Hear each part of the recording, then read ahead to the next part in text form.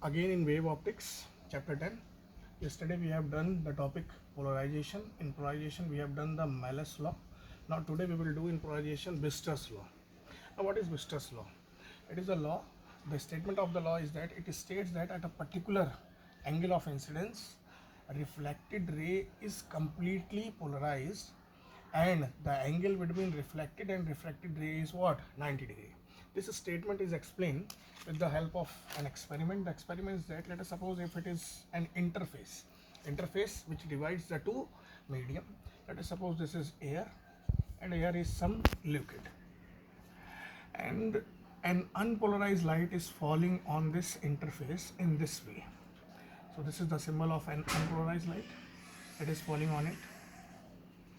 When it is falling on it, and this is what? This is the normal. Then we can see that what is going to occur. Let us suppose this is an example of unpolarized light. One axis is this, another axis is this, and this unpolarized light is falling. This is interface. It is falling on this. Then what occur? The component which is falling on this will be what? Will be reflected. Will be reflected. REFLECD. And the component which is falling like this will be get absorbed or will be refracted. So two components. One is what? Like this. This component, when it will fall, it will be in this way. And the another component which is falling like this will be in this way. So there, on falling on this stage, two phenomena is forming. One is reflection and this is what? Refraction. So one component will go like this and another component will go like this. What occur? If this angle of incidence I is changing, then we can see that here the light rays is polarized, but some of them are not polarized and some of them are what? Polarized. And here is in this way, light ray mostly partially polarized, any one of them is what? Polarized.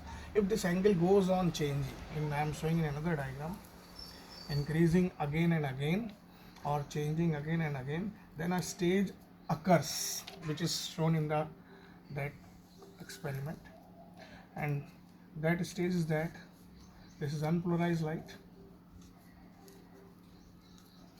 and at a particular angle, that angle is known as IP. This ray is completely polarized. This ray is completely plane polarized. This is plane polarized light, and this is partially polarized. It is what? It is partially polarized. So this is what? This is partially polarized. I can write in here partially polarized, and this is completely polarized. And this occurs at a situation when these two rays are making an angle what? 90 degree. So this is given by what? Byster's law, and that is the statement that reflected ray is completely polarized at a particular angle and refracted ray makes an angle what? 90 degree. So the derivation, if, and this is done at a particular angle, that angle is known as what? IP.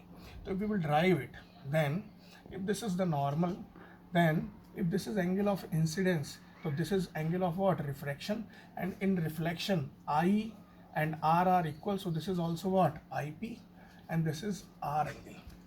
So IP plus this 90 degree plus R is equal to 180 degree is straight line. So here I will get IP plus R is equal to 90 degree, or R is equal to 90 minus what? IP.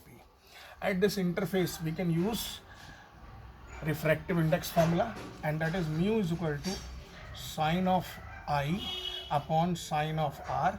Here sine of I is IP, and in place of R we can write 90 minus IP.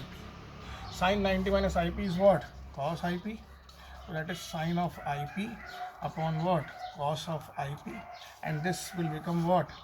Tan of IP. So this is the statement given by Byster's law, that the refractive index is equal to tangent of angle of what? Polarization. So this is a small description about what? Byster's law.